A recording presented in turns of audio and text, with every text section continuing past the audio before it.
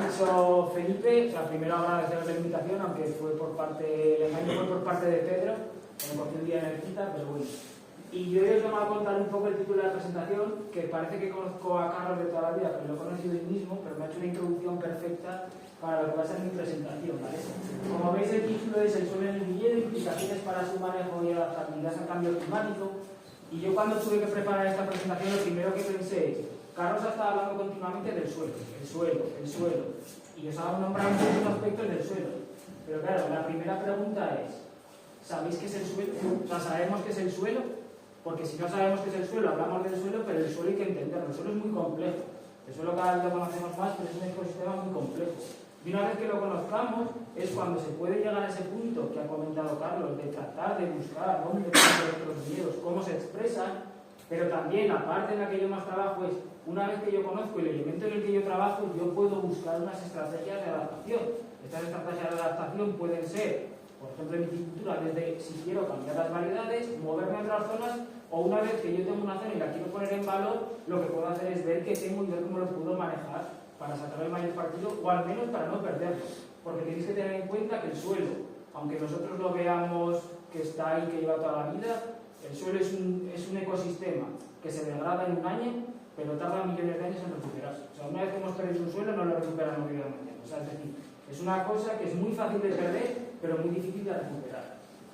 Entonces, lo primero que os quiero... O sea, Carlos está hablando mucho del suelo, pero claro, si vamos a las definiciones del suelo, la primera sería la de la RAE, y es un poco lo que ha comentado Carlos, ¿no? Es el medio natural para el crecimiento de las plantas.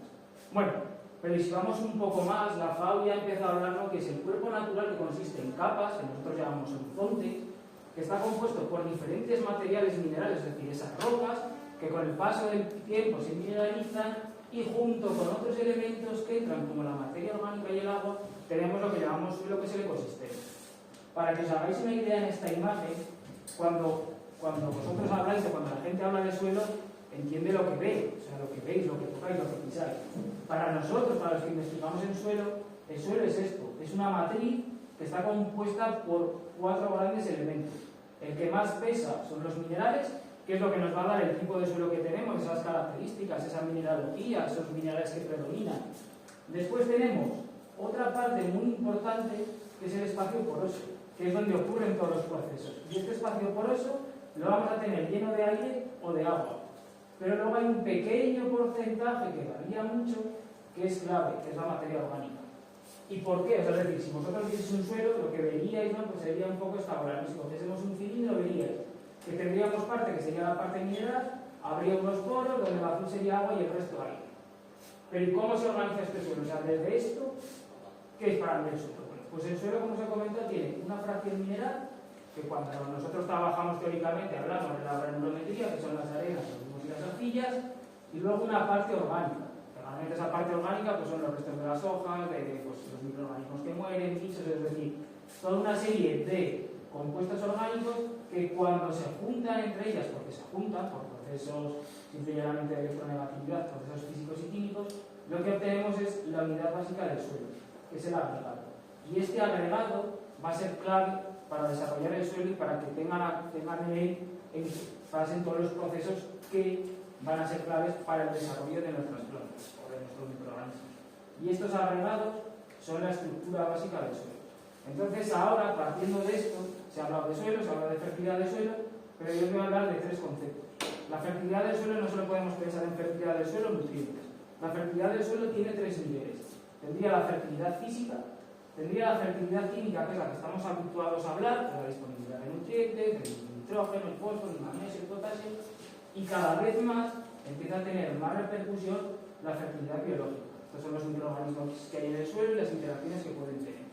Pero como nexo de todas ellas, como veis las he puesto en unos circulitos, en este nexo tan pequeño que se juntarían, entra en juego esta señora, que es la materia orgánica del suelo. La materia orgánica del suelo va a ser la que nos una, la que nos haga unión entre estos 3 compartimentos que pensamos que están separados, pero no lo están, y va a ser la que se va a encargar de ayudar a los procesos biológicos de las plantas, es decir, que los microorganismos degraden lo que yo pongo en el suelo para que mi planta lo tome. La que va a ayudar que se estructure el suelo, es decir, que yo tenga un suelo no compactado, sino que tenga un suelo que puede infiltrar el agua, un suelo donde el agua está disponible para mi cultivo. y la capacidad química, donde en suelos como los que tenemos básicos, y luego mostraremos que los nutrientes no están disponibles, estos microorganismos y esta materia orgánica pueden favorecer que esos nutrientes que pensamos que no están disponibles estén disponibles o los hagamos disponibles. Entonces, simple y llanamente esto, porque esto vendrá, porque si alguna vez hacéis una analítica de suelos, esto vendrá, tenéis que tener en cuenta que cuando nosotros se habla de un suelo pesado, como ha comentado Carlos, nos vamos a estos suelos, ¿no?, que estarían por aquí, hacia abajo, hacia las arcillas, hacia los limos, ¿no?, que son partículas muy pequeñas y se llaman pesados porque como es una partícula muy pequeña tiende a compactarse. Si no lo manejamos bien, se compacta entonces en un volumen, en un cilindro, como es una partícula muy pequeña me cabe mucho más. Entonces es un suelo pesado.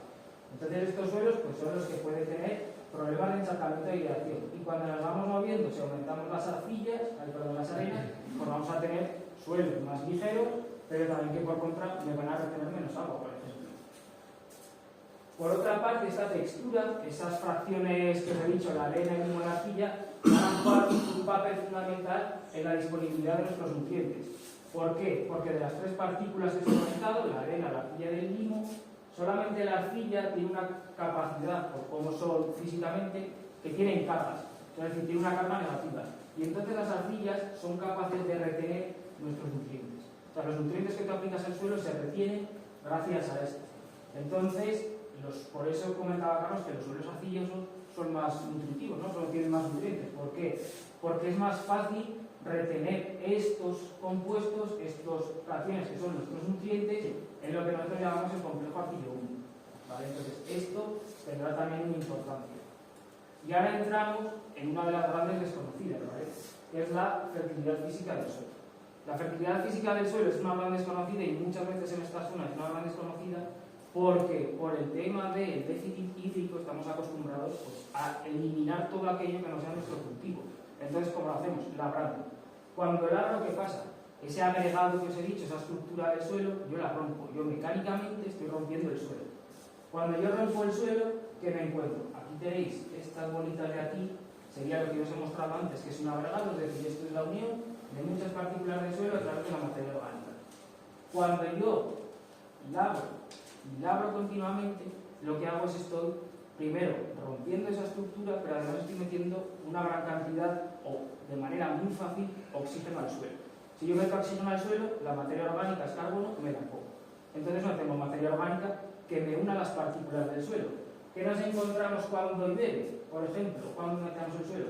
Que un suelo que tiene una estructura pobre se disgrega. No hay nadie que pueda sostener esas partículas del suelo, entonces el agua las disuelve y se disgrega. Cuando vamos a un suelo que tiene una mejor estructura, ese suelo es capaz de retener el agua. O sea, no explota, o sea, es decir, esto explota. En esos poros que os he dicho entra el agua, pero no están bien unidos y revienta el agregado. Entonces, tenemos esta pérdida. Sin embargo, en un suelo bien estructurado, donde hay materia orgánica, lo que tenemos es un suelo con una buena estructura. ¿Qué implicaciones tiene esto? Pues una buena estructura nos va a favorecer una buena infiltración, una buena hidratación del suelo y una buena fertilidad. Esto, que no tendría por qué tener tanta importancia si, por ejemplo, tuviésemos episodios de lluvia como los que se tenían antes, es decir, no, ¿cuándo llueve? No, llueve en otoño, de manera pausada, tranquilita, el agua infiltra, que bien, tengo agua, llueve en primavera y alguna tormenta en verano. ¿Qué nos estamos encontrando ahora? Que por mucho que el cambio climático diga que hay disminución de precipitación, igual no hay tanto, pero lo que sí que estamos viendo es que cada vez hay eventos más extremos. O sea, es decir, a mí me puede llover lo mismo en esta zona, pero antes me llovía 50 mililitros en el mes de julio en 4, 5, 6 tormentas. Y ahora viene una tormenta y me suelta 50 mililitros. Si yo tengo un suelo de estas características, eso no lo absorbe. ¿Qué pasa? Escorrentía. Si yo tengo un suelo que pueda tener una mejor estructura, puedo favorecer retener más ese agua y sobre todo no perder el suelo. Porque cuando tengo una escorrentía lo que estoy perdiendo es el suelo. Encima pierdo los primeros centímetros que son los más ricos, ¿no? O sea, es decir, estoy perdiendo el valor de mi parcela. Esto pasa lo mismo, la estructura, que es lo que os comentaba, es de la infiltración. Un suelo que está bien estructurado, a la misma cantidad de agua, el agua infiltra y aquí se queda, no pasa. Es decir, si este agua no pasa al suelo, pues en verano con 35 grados, en una mañana lo has perdido. Ese agua ya no está en tu suelo, lo vio, pero lo has perdido, no la puedes aprovechar.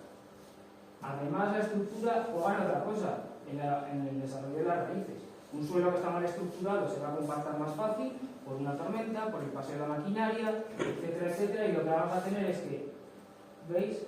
Está toda la masa y no hay poros. Aquí hay poros, entonces aparte de tener agua y nutrientes, las raíces pueden desarrollarse. Entonces nuestro suelo, nuestra planta podrá profundizar más, y al profundizar más, no solamente es que estará mejor sujeta a una tal, es que tendrá acceso a más nutrientes. Entonces, en una situación donde yo puedo tener un déficit hídrico, si mi raíz solo es capaz de explorar los 10 primeros centímetros, va a pasar mucha más sed que una raíz que puede ir a buscar agua a 20 centímetros de profundidad. Entonces, por eso es muy importante, ¿no?, esta estructura física del suelo, esta fertilidad física, que no se habla tanto, que es una gran desconocida, también porque es mucho más complejo de evaluar. Bueno, siguiendo con lo mismo, esto es para que veáis un poco, porque normalmente cuando se habla de estructura del suelo, la gente no lo ve, entonces un poco para que entendáis, ¿no?, cómo el tener un suelo bien estructurado me va a dar a la misma cantidad de suelo tener mucha más agua útil para nuestro crecimiento. Y entonces esto es un poco para que veáis las diferencias. Cuando yo estoy en un laboratorio convencional y tomo una muestra de suelo, lo que veo es esto, como se ve aquí, ¿no?, una piedra compactada. Esto vendría un suelo que no se ha lavado y, si veis, da la sensación de que es una esponja. Es el mismo suelo. Entonces, este suelo va a tener una mayor capacidad de retener agua, va a tener una mayor capacidad de que los nutrientes estén disponibles. Frente a este suelo, que ya está compactado, y aquí o vuelvo a labrar, si va a llover para que el agua infiltre, o el agua no va a correr en superficie y la voy a perder. Ahora, esto es un ejemplo, porque yo en mi caso trabajamos sobre todo en lo que serían cultivos extensivos.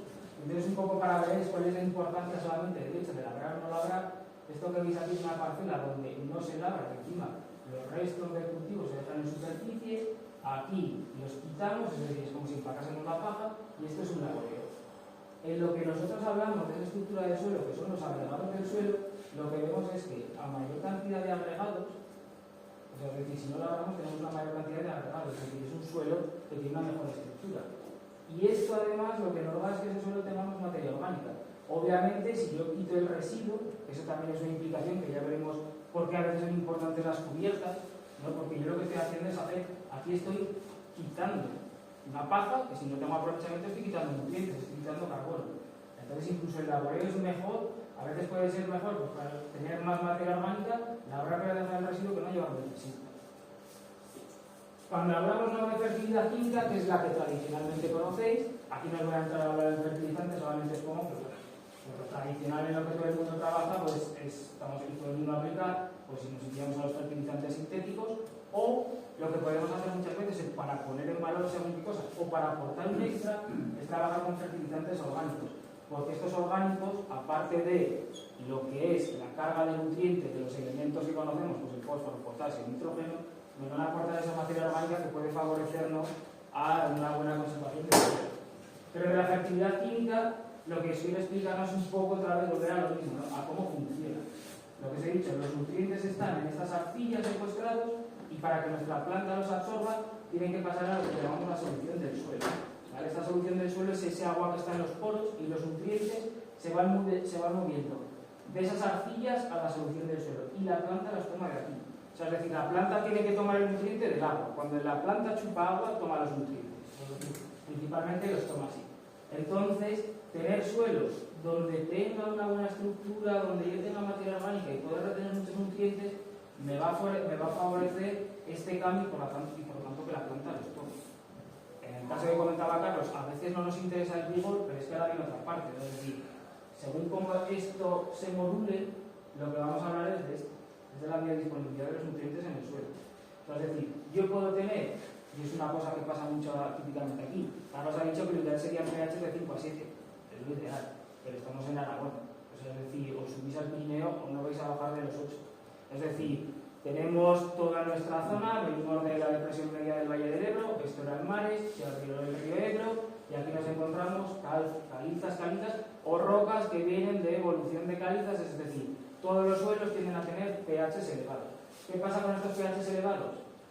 Pues que hay muchos nutrientes que no los tenemos, que están en el suelo, porque cuando vas a unas arcillas y rojas, no es roja porque sí, es roja porque tiene hierro hasta echar, pero no está disponible en el suelo.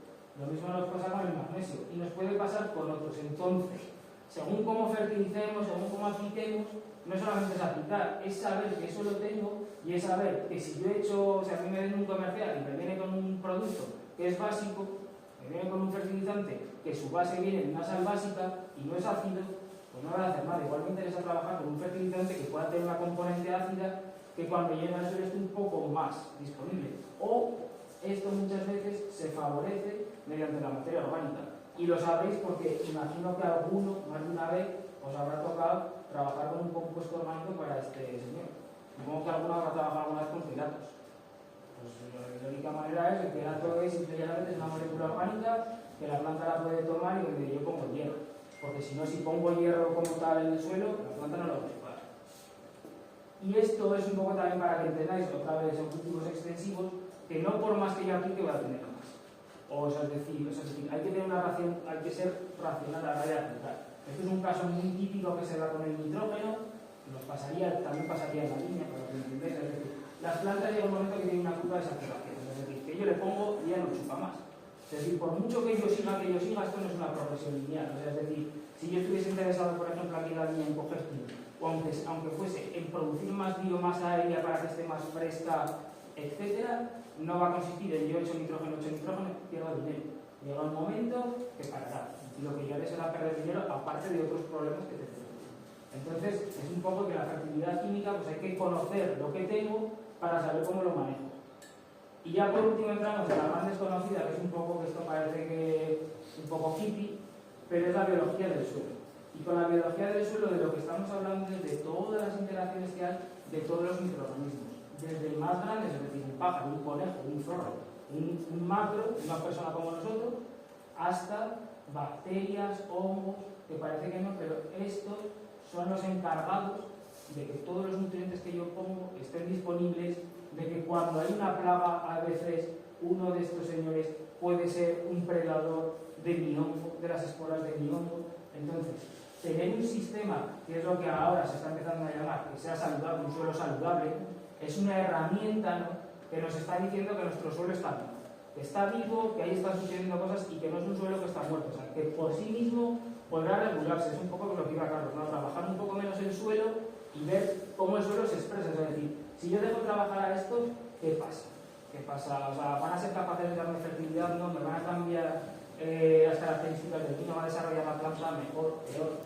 Entonces, para que os hagáis una idea, por ejemplo, cuando se hablan de cubiertas o cuando se hablan de trabajar con otras especies, lo que ya se ve es que si yo tengo un suelo donde lo único que hago es, tengo siempre la misma rotación de cultivos y no cambio mi cultivo, en este caso que estamos en un leño, eso no lo puedo cambiar, es decir, tengo una viña, tengo una viña, esto sería el extensivo. Lo que se ve es que la diversidad de esos microorganismos es muy baja, es decir, puede haber muchos microorganismos, pero no siempre los mismos. ¿Eso qué pasa? Que me puede venir un cambio extremo y los pierdo, o que puedan ser indicios de lo que muchas veces pasa cuando tienes un monocultivo, de que siempre tengo las mismas malas hierbas, o de que siempre tengo la misma infección del mismo hongo. ¿Por qué? Porque no hay biodiversidad. Entonces ese es el gran predador, el que mejor adaptado está y es el que permanece ahí. Y mientras yo no cambio, sigue. Sin embargo, cuando yo modifico ese sistema, cuando meto en este caso pues, leguminosas, lo que hago es que voy aumentando la variabilidad, ¿no?, la mayor presencia de estos microorganismos. Son más variables, entonces tengo un suelo más sano. Y un suelo más sano es que puede responder mejor a eventos extremos. Puede o no, eso dependerá. Entonces esto muchas veces se ve, ¿no?, cuando yo paso de los rojos sería siempre el mismo cultivo, el mismo monocultivo, a rotaciones de cultivo, lo que yo veo es que tengo más bichos, o sea, hay más actividad en ese suelo. Es decir, esa teoría de yo dejo el suelo descansando, de desnudos, no funciona. Ese suelo, si no hay nada, muchas veces lo que estamos haciendo es perder, porque sigue habiendo bichos y se come lo que yo no tengo. Entonces, si pongo otro cultivo, lo que voy haciendo es, voy cambiando eso, voy renovando la materia orgánica, voy haciendo trabajar el suelo, voy estructurando, etc., ¿no? Lo mismo, pues esto es una actividad y lo que nos están diciendo es que el suelo está bien. Y eso pasa, es decir, muchas veces lo que ya hemos visto, que cuando tú has tenido un ensayo, lo has levantado y luego has puesto, lo has dejado en barbecho, la zona, porque nosotros los ensayos muchas veces no es la parte nuestra, tenemos bordes. Pues tú levantas, lo vuelves a ceder para que se lo maneje quien sea y ves que la zona que ha estado en los alrededores siempre labra de barbecho, ese año no ha crecido bien. Pero lo que era el ensayo, de repente tiene mucho más vigor. ¿Por qué? Porque mientras yo he tenido el ensayo, los márgenes de mi parcela han estado machacados, ahí no había cultivo durante 4 años y en el otro había vida. Cuando eso vuelve a cultivarse toda la parcela, la parte donde ha habido cultivo, donde ha habido vida, rinde mejor. O sea, es decir, no estoy agotando porque hay un consumo pero también hay un aporte, es decir, eso está continuamente trabajando. Y entonces, ahora que ya conocemos el suelo, un poquito el suelo, ¿no? Es decir, ese gran desconocido, vamos a ver, ¿no?, un poco qué estrategias se puede hacer desde el miedo, ¿no? O sea, es decir, pero no adaptarnos al cambio climático per se, sino desde el suelo. Yo tengo el suelo y yo trabajo en el suelo, entonces vamos a ver qué estrategias, os voy a mostrar un pocas y un poco hacia dónde van las líneas, y sobre todo, esto no son recetas mágicas. Esto puede haber funcionado en Francia o puede funcionar aquí y no puede funcionar a 3 kilómetros. Eso también es la problemática que tiene, un poco por lo que decía Carlos, ¿no?, de esta variabilidad climática de suelos y que en 30 kilómetros a veces viene una tormenta que le llueve y a 5 kilómetros no. Eso ya cambia el déficit hídrico de ese año, por ejemplo. Entonces, un poco, por centrarnos en el cambio climático y lo que nos interesa, porque ahora no se habla más que de cambio climático, y a veces hay mucha confusión. Esto es un poco lo que se está prediciendo, ¿no? Y lo que se está prediciendo es que va a haber un aumento de temperatura, sobre todo para nosotros en las zonas mediterráneas, y una disminución, aunque más que disminución de precipitación puede haber un cambio de la distribución. O sea, es decir, ahora veis que hay muchas noticias que dicen, pues este año ha llovido más que el año anterior, pero es lo que hablamos. ¿Cuántos? Es decir, en Valencia el año pasado, y bueno, pues sí, a finales del año pasado, desgraciadamente llovió el año que más, pero como llovió. O sea, es decir, eso arrasó. Entonces, no llovió, hidrológicamente, tú miras el año y será un año bueno, pero fue un desastre a todos los niveles. Entonces, ese es el problema. Y lo que se está viendo es esto, que nosotros que estamos aquí, es que los meses con escasez de agua ya no son solamente los de verano. Es que nos estamos viendo años de, claro, 20 meses de escasez de agua, es decir, de sequía. Ese es el problema. Entonces lo que tenemos que hacer no es adaptarnos y como nuestra mayor presión está siendo el agua, lo que tenemos que hacer es buscar estrategias. No, esto es un gráfico, bueno, es un artículo que enfocaba un poco bien y es un poco para que veáis cómo está el viñedo, ¿no? Nos encontramos en una situación pues, de un viñedo labrado, ¿no? Y lo que tenemos que ir a tratar de buscar no es un poco a evitar la degradación de estos suelos y a reducir los inputs. Lo de reducir los inputs, más que nada porque aquí está subiendo todo mucho y el precio luego no. Entonces, si yo puedo fertilizar con un fertilizante en vez de sintético con un orgánico que sea más barato y aprovecho y tengo el mismo resultado, pues es decir, hay que tener un poco de conciencia, ¿no? Entonces, pasamos de esta situación, ¿no?, a por qué no le hagáis caso a que sea regenerativa, porque estas son terminologías que explican, ¿no? A lo que tendríamos que buscar es eso, ¿no?, a buscar suelos más vivos, ¿no?, suelos que tengan mayor actividad de microorganismos. Lo mismo, a la hora de aplicar el fertilizante, no es solamente ir a lo tradicional. Oye, es que igual me interesa, tengo un año bueno, igual me interesa, pero estoy viendo que tengo problemas de hierro, igual me renta más hacer una aplicación foliar, porque sé que lo voy a aprovechar mejor. ¿Por qué no? O sea, es decir, vamos a valorar un poco por ahí, ¿no? Y sobre todo una parte muy importante, lo que es dentro de la valoración de los suelos. Aquí es complicado por los suelos que ha comentado Carlos que teníais en pendiente y demás, pero tratar de reducir la erosión. Porque cuando nosotros erosionamos perdemos esos primeros centímetros del suelo que son los fértiles, que son los que luego esos nutrientes, es decir, las hojas de la viña cuando quedan en superficie y esos nutrientes se lavan en profundidad. Entonces, lo primero que hay que hacer, que también ha mencionado Carlos, ¿no?, es conocer nuestro elemento, es conocer el suelo. ¿Por qué? Porque esto nos va a permitir zonificar. Zonificar es decir, es distribuirlo, saber cómo vamos a hacer los tratamientos o cómo vamos a cosechar, porque a veces una parcela está más madura en una punta que en otra. ¿La tengo que cosechar a la vez o la puedo cosechar diferente? ¿Y por qué me madura más rápido una zona que otra? Esto, por ejemplo, es un ejemplo de una parcela de 10 hectáreas. Se hizo un mapeo y lo que se ve no es que son 3 texturas de suelo, es decir, y son diferentes. Entonces, la maduración va a ser diferente en un suelo franco-arcilloso, que va a retener más agua, por ejemplo, que en uno que sea solamente franco, es decir, va a ser una textura que se va a compactar menos, también va a retener agua, pero va a ser un poquito más ligera. Entonces, el saber yo qué suelos tengo, y no solamente a nivel de si es una pizarra, ¿no?, sino analizar un poco más el suelo, me va a permitir, por ejemplo, aquí no, pero si ese regadío, no voy a tener las mismas necesidades de agua aquí que aquí. Obviamente no puedo ir a estos colores tan bonitos, pero igual yo puedo hacer un sector de riego aquí y otro aquí, y aplicar de manera diferente.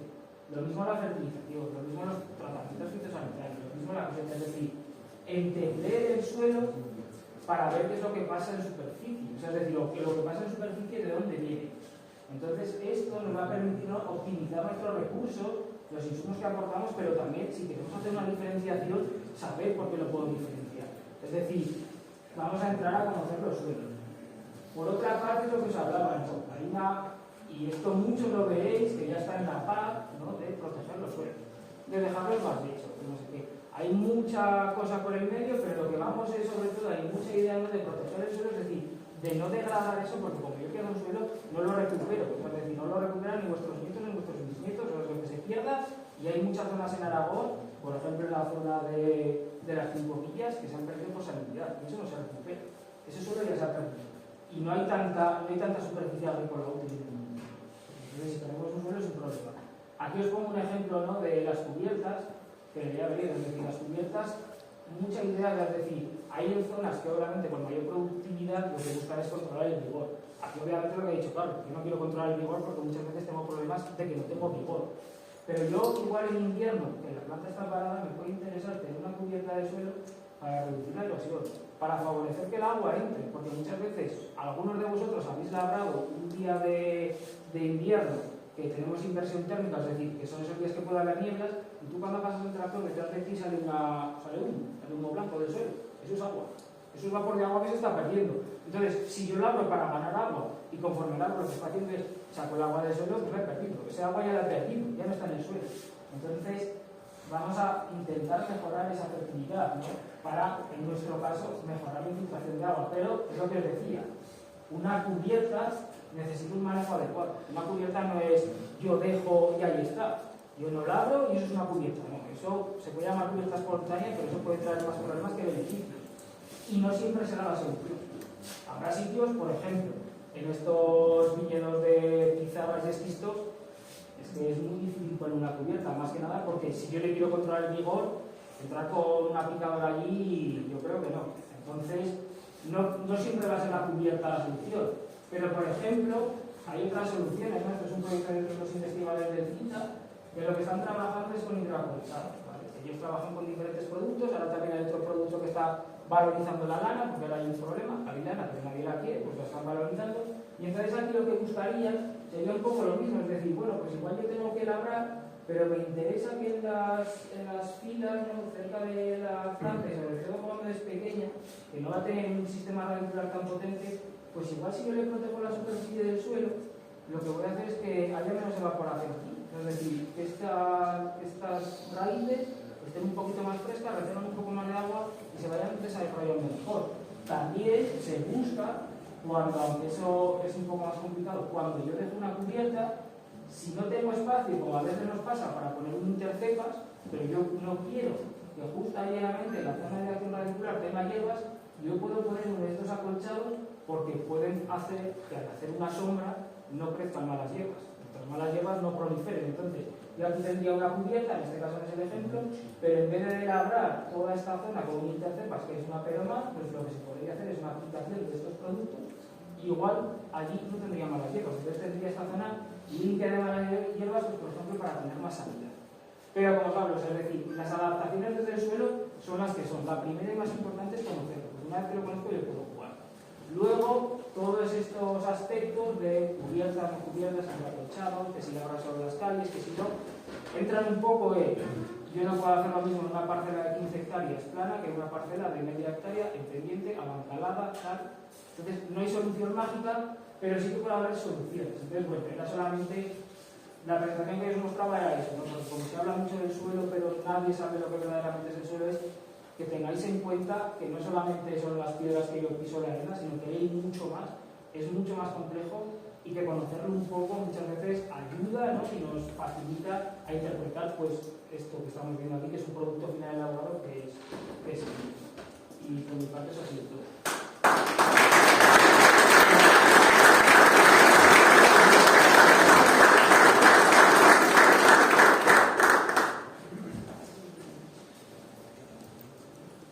Conceptos muy interesantes. Si alguien tiene alguna pregunta, no hay ningún problema para poder comentar. Conceptos muy interesantes, sobre todo el de la fertilización biológica, ¿no? Y más con esta tendencia que hay ahora con el tema de las cubiertas vegetales, que no tienen por qué ser naturales, sino que también pueden ser inducidas, y a lo mejor se puede pensar, sobre todo en esas épocas de invierno, el poder jugar con esas plantaciones que de alguna manera recuperen el suelo, ¿no? O también en el caso de esas rotaciones, en el momento en el que tú arrancas un viñedo y tiene que pasar ese periodo de años hasta que vuelves a realizar otra plantación, pues el poder jugar con esa fertilización biológica también, que de alguna manera nos va a crear ese suelo que luego va a necesitar el viñedo. Y también muy interesante el tema de los suelos en general. La semana pasada tuvimos en Daroca, se organizaron en Daroca unas jornadas sobre la prevención de inundaciones y porque esta zona también, dijéramos, de alguna manera es muy interesante en esa labor que se hizo hace más de 100 años, en esa prevención de inundaciones, porque era una zona que no había suelos, a través de la erosión todos los montes había desaparecido esa cubierta vegetal y gracias a la labor de un ingeniero de montes pues se consiguió a través primero de la restauración hidrológico-forestal conseguir esa recuperación del suelo y de estos pinares que de alguna manera también acompañan al paisaje que presiden el Giropa. Si no tenéis ninguna cuestión a la charla que nos ha realizado Salvador. Samuel. Yo quería preguntar si en el tema de las zonas vegetales usted diseña algunas con piprigallo. No, o sea, nosotros normalmente en la zona que hemos trabajado, como es Zaragoza, el Valle del Ebro, normalmente trabajamos con Beza.